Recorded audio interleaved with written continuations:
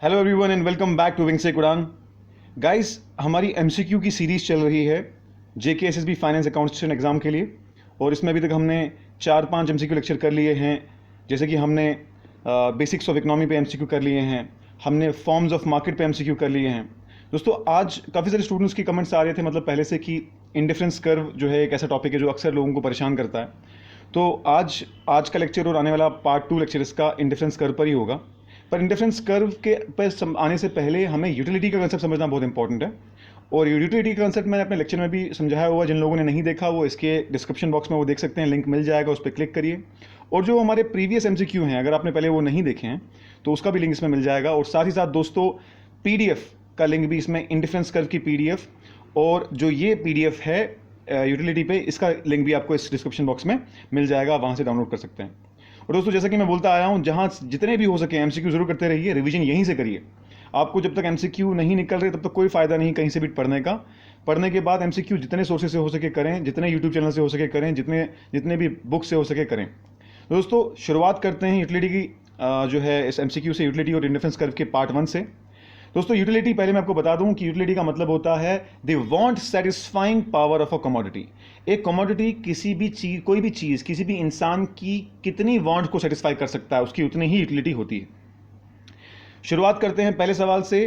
पहला सवाल कहता है कि the concept of utility was introduced by, इनमें से 4 नाम दिए हुए, इनमें से किसने यूटिलिटी का कंसेप्ट इंट्रोड्यूस किया था?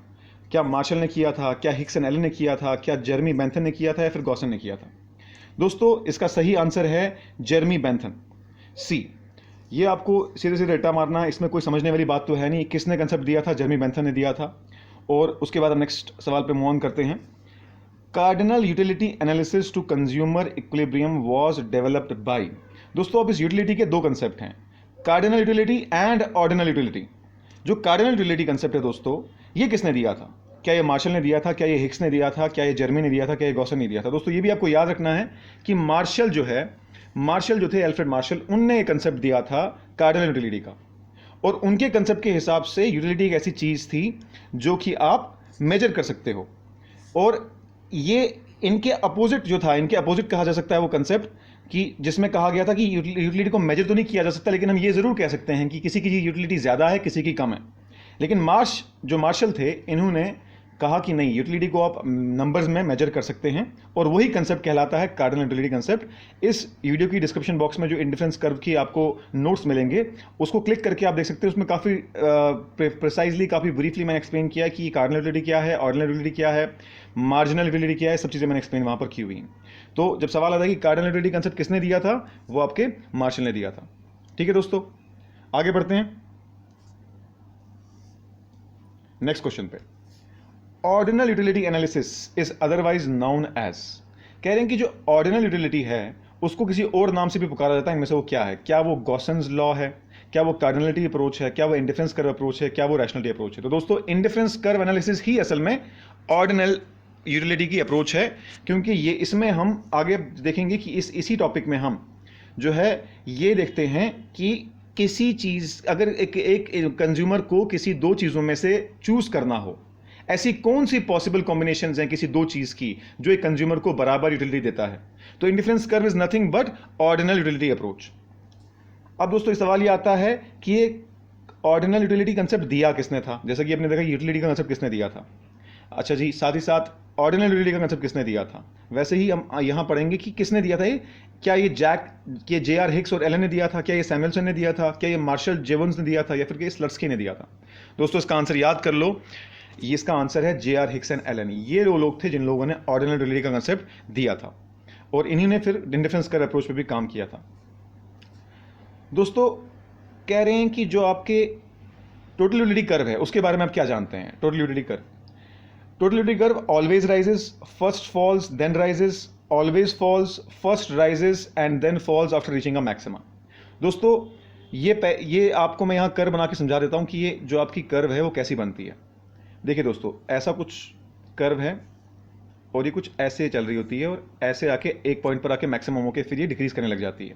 तो इसका आंसर क्या आ जाएगा? First rises and then falls after reaching its maximum. Maximum की रीच करने के बाद जो आपकी कार्डिनल यूटिलिटी है ये क्या कर जाएगी? ये नीचे डिक्रीज करने लगेगी, क्योंकि उसके बाद जो कोई भी, फॉर एग्जांपल आप 4 चाय के कप पीते हो, सुबह मॉर्निंग में सबसे पहला कप पियोगे तो उसकी ज़्यादा यूटिलिटी होगी, और पियोगे यूटिलिटी तो होगी लेकिन कम होगी, करते करते करते एक पॉइंट ऐसा आएगा जब उसकी यूटिलिटी खत्म हो चुकी होगी।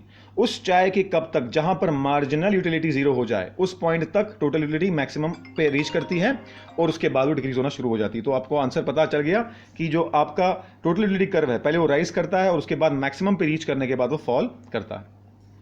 दोस्तों अब नेक्स्ट सवाल आता है कि total utility is maximum when, कि टोटल यूटिलिटी मैक्सिमम कब होगी ये बताइए, ऑप्शन क्या है। क्या वो जब मार्जिनल यूटिलिटी 0 हो जाए तब मैक्सिमम होगा टोटल यूटिलिटी, जब मार्जिनल यूटिलिटी मैक्सिमम हो जाए तब वो मैक्सिमम होगी, जब मार्जिनल यूटिलिटी इंक्रीज करती रहे तब टोटल यूटिलिटी मैक्सिमम होगी, कि जब एवरेज यूटिलिटी मैक्सिमम पे पहुंच जाए। दोस्तों यहाँ मैं आपको एक ग्राफ से समझाना चाहूँगा, ये बड़ी इंपॉर्टेंट ग्राफ है, मेरे नोट्स में भी ये ग्राफ मैंने बनाई है, वहाँ से भी आप देख सकते हैं। दोस्तों ये जो टोटल यूटिलिटी ग्राफ है वो कुछ ऐसे इंक्रीज हो रही होती है और जो मार्जिनल यूटिलिटी वो कुछ ऐसे डिक्रीज हो रही होती है। जब टोटल यूटिलिटी मैक्सिमम होगी उस पॉइंट पे मार्जिनल यूटिलिटी 0 हो चुकी होगी, ये ध्यान रखने की बात है। और दोस्तों यहां पर आप ये रिड्यूस कर सकते हो कि जब मार्जिनल यूटिलिटी 0 होगी तभी आपकी टोटल यूटिलिटी क्या हो जाएगी, मैक्सिमम पे रीच करेगी। समझ में आ रही बात, ये ग्राफ भी आप देख सकते हैं यहां पर। नेक्स्ट सवाल आ गया, टोटल यूटिलिटी क्या है दोस्तों, the sum of total marginal utilities, entire utility derived from whole consumption, increases at a diminishing rate, all of the above.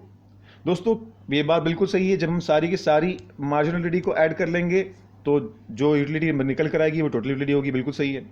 Entire utility derived from whole consumption, जितना भी हमने कंज्यूम किया उसे जितनी भी सेटिस्फेक्शन मिली वो टोटल यूटिलिटी, ये भी सही है। Increasing at a diminishing rate, ये भी बिल्कुल सही है, इंक्रीज तो हो रही होती है बट एक डिक्रीजिंग रेट पे। हर एडिशनल यूनिट आपको कम दे रहा होता है सेटिस्फेक्शन, तो ऑब्वियसली इंक्रीज तो करेगी but at a diminishing rate. इसका मतलब आंसर क्या हो जाएगा, डी हो जाएगा इसका answer, all of the above, सभी इसके बारे में सही है। Next question, when total utility is increasing at a decreasing marginal at an decreasing rate, marginal utility is, कह रहे कि जब marginal utility increasing rate पे डिक्रीज हो रही होती, सॉरी इंक्रीज हो रही होती but at A decreasing rate पे, उस वक्त पे मार्जिनल यूटिलिटी क्या है, is constant, is negative, is increasing और इज डिक्रीजिंग। जब भी टोटलिटी इंक्रीज कर रही है डिक्रीजिंग रेट पे, इसका मतलब ऑब्वियस है कि मार्जिनलिटी क्या कर रहा है, डिक्रीज करता जा रहा है लगातार। ये बात हमेशा याद रखिए, जब टोटल यूटिलिटी बढ़ती जाएगी लेकिन साथ साथ में मार्जिनल यूटिलिटी डिक्रीज होती जाएगी, तो आंसर क्या आ जाएगा यहां पर, डी, डिक्रीजिंग। ठीक है दोस्तों, फिर से हम यहां ग्राफ ड्रॉ कर सकते हैं आपको समझाने के लिए। ठीक है, ये आ गया आपका टोटल यूटिलिटी का ग्राफ, ये इंक्रीज करेगा मैक्सिमा और ये यहां पर डिक्रीज होता जा रहा है मार्जिनल यूटिलिटी, तो ये 0 पे जहां मैच करेगा उस जगह पर आपका टोटल यूटिलिटी मैक्सिमम हो चुका होगा। ठीक है दोस्तों, नेक्स्ट पे चलते हैं। अच्छा जी, कह रहा है कि which of the following is called Gauss's first law, इनमें से किसको गॉसन्स फर्स्ट लॉ कहा जाता है। दोस्तों ये आप हमेशा याद रखिए, आपने बड़ी बार सुना होगा लॉ ऑफ डिमिनिशिंग मार्जिनलिटी के बारे में, ये बार बार इस्तेमाल हम करते हैं, लेकिन ये बात बहुत कम लोगों को पता है कि इसी लॉ ऑफ डिमिनिशिंग मार्जिनलिटी को ही गॉसन्स फर्स्ट लॉ भी कहा जाता है। तो कंफ्यूज नहीं होना, डिमिनिशिंग मार्जिनलिटी आप सभी ने पढ़ा ही होगा, मैंने भी अपने लेक्चर्स में पढ़ाया है। और डिमिनिशिंग मार्जिनलिटी का मतलब है कि हर एक एडिशनल यूनिट कंज्यूम करने से कंज्यूमर की यूटिलिटी कम मिलती है उसको। तो जो गॉसन्स फर्स्ट लॉ है वही लॉ ऑफ डिमिनिशिंग मार्जिनलिटी भी है। आगे बढ़ते हैं दोस्तों, नेक्स्ट क्वेश्चन क्या है, at saturation point marginal utility of a commodity is, कहते हैं जब सैचुरेशन आ जाती है तो किसी भी चीज़ की मार्जिनल यूटिलिटी क्या होती है। दोस्तों जब आपने चाय पी या फिर कोल्ड ड्रिंक पी या फिर आपने फ्रूट खाया या फिर आपने खाना खाया, पहले आपको भूख होती है, आप ज़्यादा खाते हो, फिर आपको मम्मी बोलती है कि एक और थाली ले लो बेटा, आप एक और थाली ले लेते हो। लेकिन एक पॉइंट आएगा जब आप सैचुरेशन पे पहुंच जाओगे और उस सैचुरेशन पॉइंट पर आपको कोई भी प्रोडक्ट कुछ भी यूटिलिटी नहीं दे पाएगा, इसीलिए सैचुरेशन पॉइंट पे मार्जिनल यूटिलिटी किसी भी कमोडिटी की 0 हो जाएगी। तो यहाँ आंसर क्या आ जाएगा दोस्तों, आंसर आ जाएगा सी, 0। क्लियर है यहाँ तक, आगे बढ़ते हैं दोस्तों। Other things being equal a decrease in demand can be caused by, दोस्तों ये डिमांड का क्वेश्चन बीच में आ गया बट कोई बात नहीं, हम कर ही लेते हैं। कह रहा है कि अगर बाकी सब चीज़ें कांस्टेंट हैं, इनमें से 4 ऑप्शन में से किसकी वजह से जो डिमांड होगी वो डिक्रीज हो जाएगी, a fall in the price of commodity. दोस्तों कमोडिटी का प्राइस फॉल होगा तो डिमांड इंक्रीज होगी, डिक्रीज नहीं होगी। A fall in the income of consumer, हाँ ये बात सही है दोस्तों, अगर इनकम में फॉल आएगा तो डिमांड में भी कमी आएगी। A rise in price of substitute, अगर सब्स्टिट्यूट की प्राइस बढ़ रही तो आप जो चीज़ें कंज्यूम कर रहे हो वो तब भी ज़्यादा कंज्यूम करोगे, तो इसका मतलब क्या हो जाएगा, हमारा आंसर क्या आएगा यहाँ पर, b, a fall in the income of the consumer. इसको आप नॉन प्राइस डिटर्मिनेंट भी कहते हैं।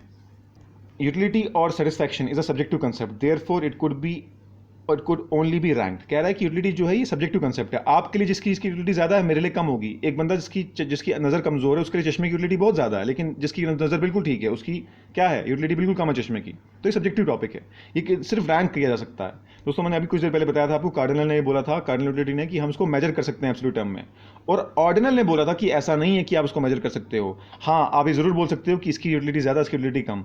इसका मतलब है कि जो ये रैंकिंग का सिस्टम है ये ऑर्डिनल यूटिलिटी थ्योरीज का काम है। समझ गए दोस्तों? क्लियर है यहां तक?